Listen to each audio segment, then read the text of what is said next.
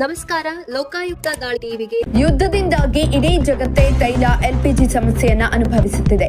ಇತರೆ ದೇಶಗಳಿಗಿಂತ ಭಾರತದಲ್ಲಿ ಅತ್ಯುತ್ತಮವಾಗಿ ನಿರ್ವಹಣೆ ಮಾಡುತ್ತಿದ್ದೀರಾ ಎಂದಿದ್ದ ಡಿಸಿಎಂ ಡಿಕೆ ಶಿವಕುಮಾರ್ ಈಗ ರಾಹುಲ್ ಗಾಂಧಿ ಮೆಚ್ಚಿಸಲು ತೈಲ ಸಮಸ್ಯೆಯಾಗ್ತಾ ಇದೆ ಅಂತ ಆರೋಪ ಮಾಡುತ್ತಿದ್ದಾರೆ. ಇದು ಹಾಸ್ಯಾಸ್ಪದ ಅಂತ ಕೇಂದ್ರ ಸಚಿವ ಪ್ರಹ್ಲಾದ್ ಜೋಶಿ ವ್ಯಂಗ್ಯವನ್ನ ಮಾಡಿದ್ದಾರೆ. ಸುದ್ದಿಗಾರರೊಂದಿಗೆ ಮಾತನಾಡಿದ ಅವರು, ಶಿವಕುಮಾರ್ ಒಬ್ಬ ಹಿರಿಯ ಅನುಭವಿ ರಾಜಕಾರಣಿ. ಅವರು ಈ ರೀತಿ ಹೇಳಿಕೆ ನೀಡುವುದು ಸರಿಯಿಲ್ಲ. 2 ಎಲ್ಪಿಜಿ ಹಡಗುಗಳನ್ನ ರಾಜ್ಯಕ್ಕೆ ತರಿಸಿಕೊಳ್ಳೋದೇ ಗುಜರಾತಿಗೆ ಕಳಿಸಿದ್ದಾರೆ ಅಂತ ಆರೋಪಿಸುವುದು ಸರಿಯಲ್ಲ. ಮೋದಿ ವಿರುದ್ಧ ಮಾತನಾಡಿದ್ರೆ ಸಿಎಂ ಮಾಡಲ್ಲ ಅಂದುಕೊಂಡು ಈ ರೀತಿ ಹೇಳಿಕೆ ನೀಡಿದ್ದಾರೆ ಅಂತ ಕಾಣಿಸುತ್ತೆ. ಇತ್ತೀಚೆಗೆ ಕಾಳಸಂತೆಯಲ್ಲಿ ಸಿಕ್ಕ 380 ಸಿಲಿಂಡರ್ ವಿರುದ್ಧ ಕ್ರಮ ಕೈಗೊಳ್ಳಲು ಸೂಚನೆ ನೀಡಿದ ಮುನಿಯಪ್ಪ ಅವುಗಳನ್ನ ಬಿಡಿಸುವ ಪ್ರಯತ್ನವನ್ನ ಮಾಡಿದ್ರು. ಆ ವಿಡಿಯೋ ಕೂಡ ವೈರಲ್ ಆಗಿತ್ತು. ಅಲ್ಲದೆ ಇಂಧನ ಸಮಸ್ಯೆ ಉಲ್ಬಣಗೊಂಡ ಹಿನ್ನೆಲೆಯಲ್ಲಿ ಸಭೆ ಕೂಡ ನಡೆಸಲು ಅವರು ಮುಂದಾಗಿದ್ರು.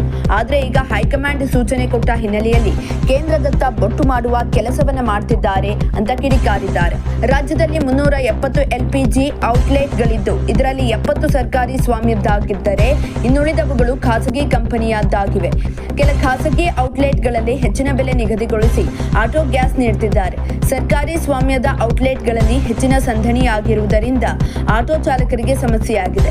ಇದಕ್ಕೆ ಪರಿಹಾರ ನೀಡುವ ಜವಾಬ್ದಾರಿ ರಾಜ್ಯ ಸರ್ಕಾರದ್ದಾಗಿದೆ. ಆಟೋಗಳು ಗ್ಯಾಸ್ ಸಲುವಾಗಿ ಗಂಟೆಗಟ್ಟಲೆ ಕಾಯುವ ಬದಲು ಪೆಟ್ರೋಲ್ ಹಾಕಿಸಿ ಎಂದು ಹೇಳಿರುವೆ ಅಂತ ಸ್ಪಷ್ಟಪಡಿಸಿದ್ರು. ಉಪಚುನಾವಣೆ, ಇತರ ರಾಜ್ಯಗಳ ಚುನಾವಣೆ ಕುರಿತು ಕೇಳಿದ ಪ್ರಶ್ನೆಗೆ ಪ್ರತಿಕ್ರಿಯೆ, ಉಪಚುನಾವಣೆ ಅಷ್ಟೇ ಅಲ್ಲ, ಇಡೀ ದೇಶದಲ್ಲಿ ಕಾಂಗ್ರೆಸ್ ಮುಕ್ತ ರಾಜ್ಯಗಳತ್ತ ದಾಪುಗಾಲು ಇಟ್ಟಿವೆ.